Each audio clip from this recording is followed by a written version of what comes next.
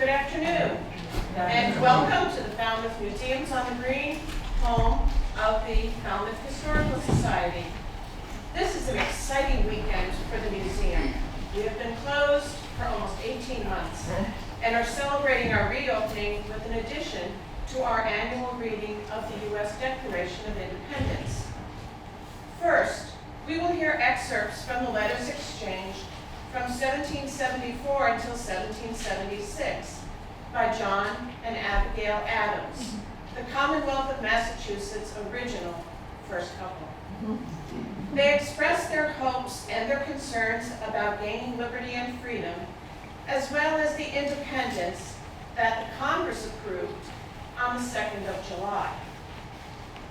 This remarkable couple exchanged 1,160 letters dealing with a multitude of personal and public subjects over 2 decades. The passages that we will savor today were written while John was serving as a member of Congress in Philadelphia, and while Abigail was raising their family and managing their farm in Braintree outside of Boston. 2 members affiliated with our museum's board of directors are doing the readings. Rocco Maffei as John and Danielle Velesig as Abigail.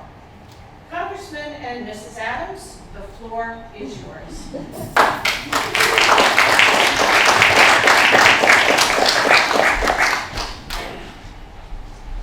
Braintree, August 19, 1774. My dearest friend, the great anxiety I feel for my country, for you and for our family, renders the day tedious and the night unpleasant. The rocks and quicksands appear upon every side. What course you can or will take is all wrapped in the bosom of futurity. Uncertainty and expectation leave the mind great scope.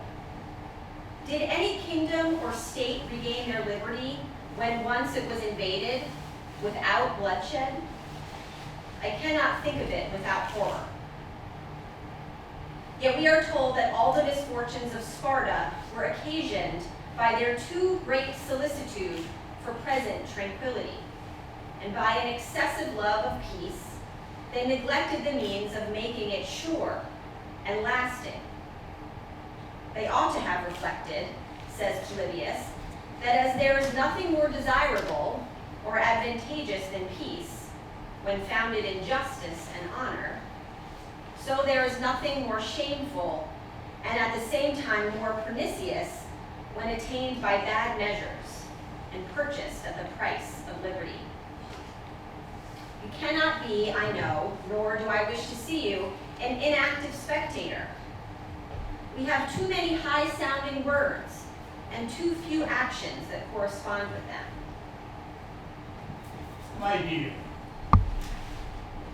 God Almighty grant us wisdom and virtue sufficient for the high trust that is devolved upon us. The spirit of the people, wherever we have been, seems to be very favorable. They universally consider our cause as their own and express the firmest resolution to abide the determination of the Congress. I am anxious for our perplexed, distressed province, hoping it will be directed into the right path. Let me entreat you, my dear, to make yourself as easy and quiet as possible. Resignation to the will of heaven is our only resource in such dangerous times. Prudence and caution should be our guides. I have the strongest hopes that we shall yet see a clearer sky and better times. These are the times in which a genius would wish to live. It is not in the still calm of life or the repose of a Pacific station that great characters are formed. The habits talents of a vigorous mind are formed in contending with difficulties. Great necessities call out great virtues. When a mind is raised and animated by scenes that engage the heart, then those qualities which would otherwise lay dormant wake into life and form the character of the hero and the statesman. I have sometimes been ready to think that the passion for liberty cannot be equally strong in the breasts of those who have been accustomed to deprive their fellow creatures of theirs. Of this I am certain, that it is not founded upon that generous and Christian principle of doing to others as we would that others should do unto us. I wish most sincerely there was not a slave in the province.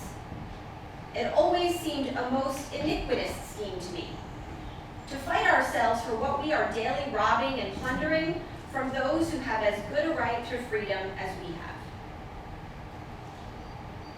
I sent you a pamphlet entitled Common Sense, written in vindication of doctrines which there is reason to expect that the further encroachment of tyranny and depredations of oppression will soon make the common faith, unless the cunning ministry, by proposing negotiations and terms of reconciliation, should divert the present current from its channel. Reconciliation, if practical, and peace, if obtainable, you very well know, would be as agreeable to my inclination and as advantageous to my interest as to any man's. But I see no prospect, no probability, no possibility, and I cannot but despise the understanding which sincerely expects an honorable peace for its credulity, and detest the hypocritical heart which pretends to expect it when in truth it does not. I long to hear that you have declared an independency. And by the way, in the new code of laws, which I suppose it will be necessary for you to make, I desire you would remember the ladies and be more favorable to them than your ancestors. Do not put such unlimited power into the hands of husbands. Remember, all men would be tyrants if they could. If particular care and attention is not paid to the ladies, we are determined to foment a rebellion, and will not hold ourselves bound by any laws in which we have no voice or representation. Hear, hear. That your sex are naturally tyrannical is a truth so thoroughly established as to admit of no dispute. But such of yours as wish to be happy willingly, give up the harsh title of master for the more tender and endearing one of friend. Why then not put it out of the power of the vicious and the lawless to use us with cruelty and indignity with impunity? Men of sense in all ages abhor those customs which treat us only as vassals of your sex. Regard us then as being placed by Providence under your protection, and in imitation of the Supreme Being, make use of that power only for your happiness. Only for our happiness. Right. Thank you. As to your extraordinary code of laws, I cannot but laugh. We have been told that our struggle has loosened the bands of government everywhere, that children and apprentices were disobedient, that schools and colleges were grown turbulent, that Indians slighted their guardians, and Negroes grew insolent to their masters. But your letter was the first intimation that another tribe, more numerous and powerful than all the rest, were grown discontented. This is rather too coarse a compliment, but you are so saucy, I won't block it out. Depend on it, we know better than to repeal our masculine system. Although they are in full force, you know they are little more than theory.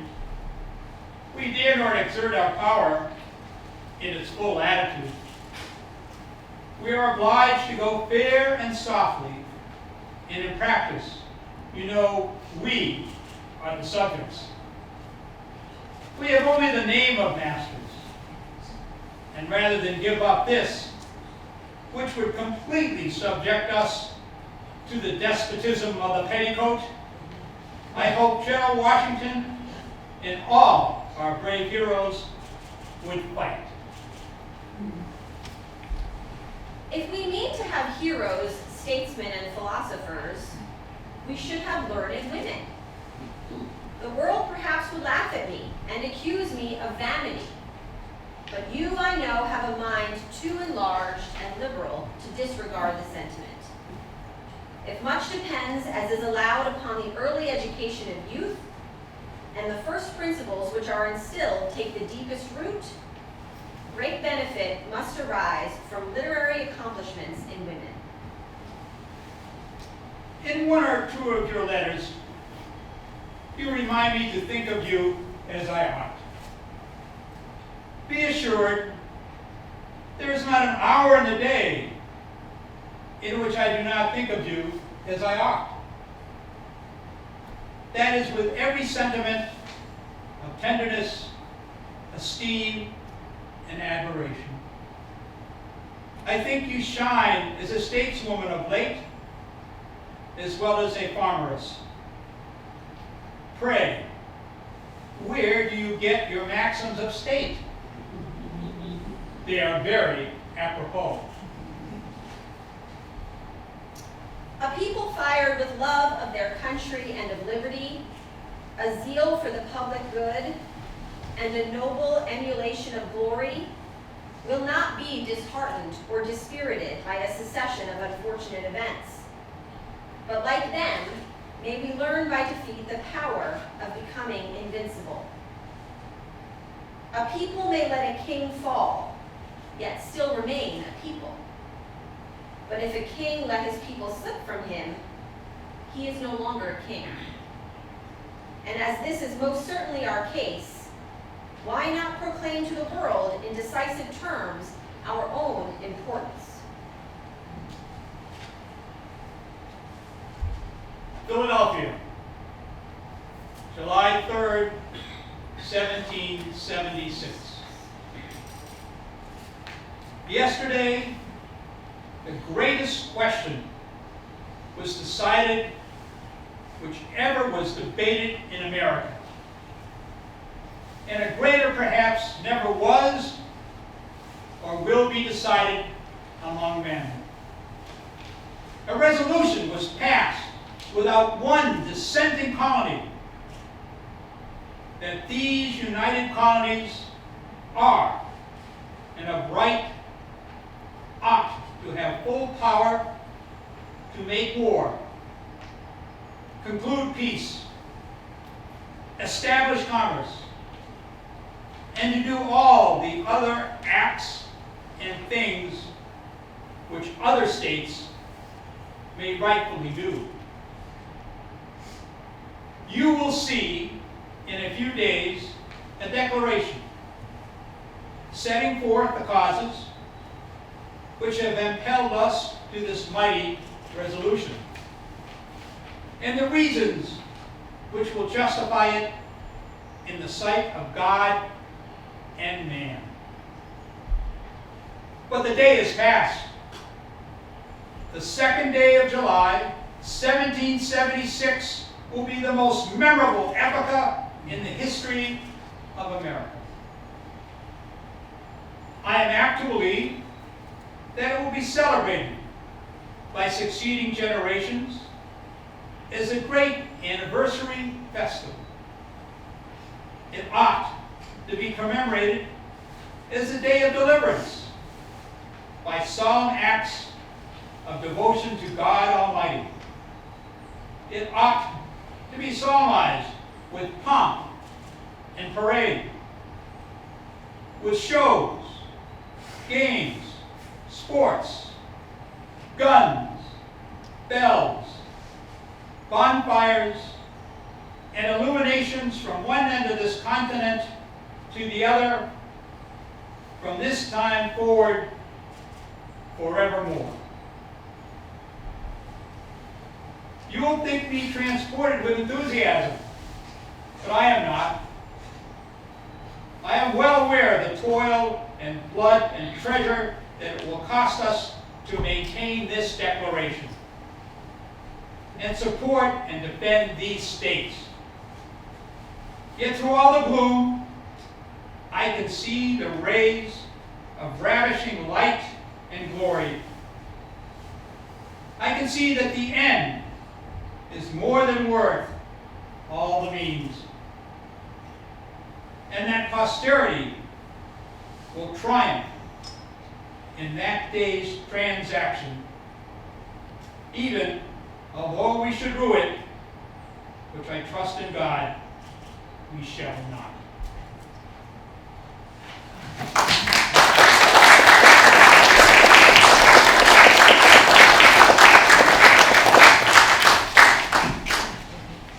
Thank you, Abigail and John. We know by now that John Adams' prediction about the 2nd of July becoming a day of national celebration did not come to pass. The 4th of July has long since become our national holiday in celebration of the Declaration of Independence as adopted by the Second Continental Congress. Reading that declaration has become a July holiday tradition here at the museums on the Green. Our readers this year are Stephanie Miele and Barry Liu. Stephanie, Barry, if you please.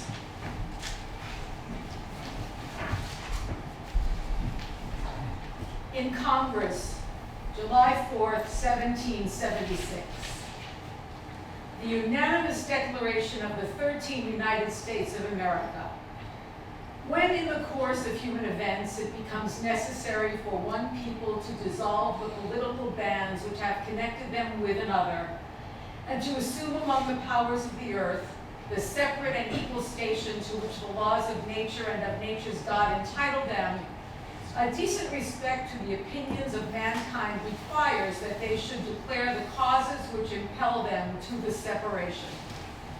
We hold these truths to be self-evident, that all men are created equal, that they are endowed by their Creator with certain unalienable rights, that among these are life, liberty, and the pursuit of happiness, that to secure these rights, governments are instituted among men, deriving their just powers from the consent of the governed, that whenever any form of government becomes destructive of these ends, it is the right of the people to alter or to abolish it, and to institute new government, laying its foundation on such principles and organizing its power in such form as to them shall seem most likely to affect their safety and happiness. Prudence, indeed, will dictate that governments long established should not be changed for light and transient causes. And accordingly, all experience has shown that mankind are more disposed to suffer while evils are sufferable than to right themselves by abolishing the forms to which they are accustomed. But when a long train of abuses and usurpations, pursuing invariably the same object, evinces a design to reduce them under absolute despotism, it is their right, it is their duty to throw off such government and to provide new guards for their future security. Such has been the patient sufferance of these colonies, and such is now the necessity which constrains them to alter their former systems of government. The history of the present King of Great Britain is a history of repeated injuries and usurpations, all having in direct object the establishment of an absolute tyranny over these states. To prove this, let facts be submitted to a candid world. He has refused his assent to laws, the most wholesome and necessary for the public good. He has forbidden his governors to pass laws of immediate and pressing importance unless suspended in their operation till his assent should be obtained. And when so suspended, he has utterly neglected to attend to them. He has refused to pass other laws for the accommodation of large districts of people, unless those people would relinquish the right of representation in the legislature, a right inestimable to them and formidable to tyrants only. He has called together legislative bodies at places unusual, uncomfortable, and distant from the depository of their public records for the sole purpose of fatiguing them into compliance with his measures. He has dissolved representative houses repeatedly for opposing with manly firmness his invasions on the rights of the people. He has refused for a long time after such dissolutions to cause others to be elected, whereby the legislative powers incapable of annihilation have returned to the people at large for their exercise, the state remaining in the meantime exposed to all the dangers of invasion from without and convulsions within. He has endeavored to prevent the population of these states, for that purpose obstructing the laws of naturalization of foreigners, refusing to pass others to encourage their migration hither, and raising the conditions of new appropriations of lands. He has obstructed the administration of justice by refusing his assent to laws for establishing judiciary powers. He has made judges dependent on his will alone for the tenure of their offices and the amount and payment of their salaries. He has erected a multitude of new offices and sent hither swarms of officers to harass our people and eat out their substance. He has kept among us in times of peace standing armies without the consent of our legislature. He has effected to render the military independent of and superior to the civil power. He has combined with others to subject us to a jurisdiction foreign to our Constitution and unacknowledged by our laws, giving his assent to their acts of pretended legislation. For quartering large bodies of armed troops among us. For protecting them by a mock trial from punishment for any murders which they should commit on the inhabitants of these states. For cutting off our trade with all parts of the world. For imposing taxes on us without our consent. For depriving us in many cases of the benefits of trial by jury. For transporting us beyond seas to be tried for pretended offenses. For abolishing the free system of English laws in a neighboring province, establishing therein an arbitrary government and enlarging its boundaries so as to render it at once an example and fit instrument for introducing the same absolute rule into these colonies. For taking away our charters, abolishing our most valuable laws, and altering fundamentally the forms of our governments. For suspending our own legislatures and declaring themselves invested with power to legislate for us in all cases whatsoever. He has abdicated government here by declaring us out of his protection and waging war against us. He has plundered our seas, ravaged our coasts, burnt our towns, and destroyed the lives of our people.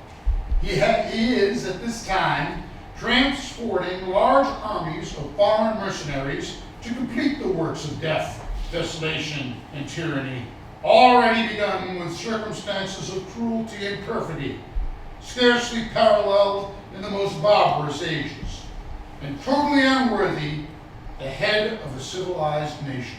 He has constrained our fellow citizens, taken captive on the high seas, to bear arms against their country, to become the executioners of their friends and brethren, or to fall themselves by their hands.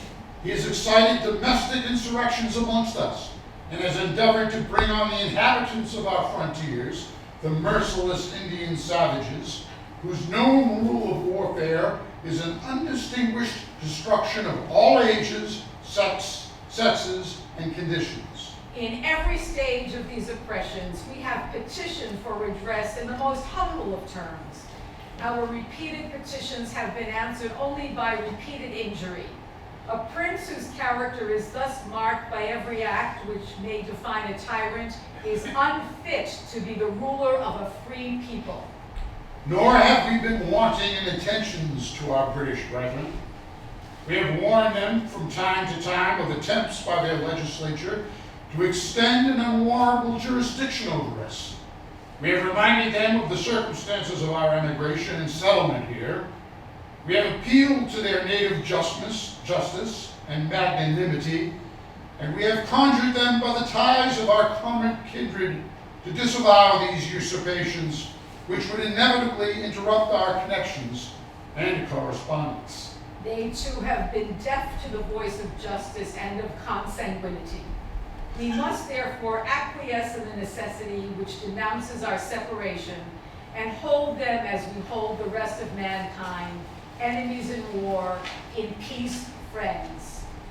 We, therefore, the representatives of the United States of America, in General Congress, assembled, appealing to the Supreme Judge of the world for the rectitude of our intentions, do, in the name and by authority of the good people of these colonies, solemnly publish and declare that these united colonies are, and of right ought to be, free and independent states. That they are absolved from all allegiance to the British Crown, and that all political connection between them and the state of Great Britain is and ought to be totally dissolved, and that as free and independent states they have full power to levy war, conclude peace, contract alliances, establish commerce, and to do all other acts and things which independent states may of right do. And for the support of this declaration, with a firm reliance on the protection of divine providence, we mutually pledge to each other our lives, our fortunes, and our sacred honor. And hip hooray.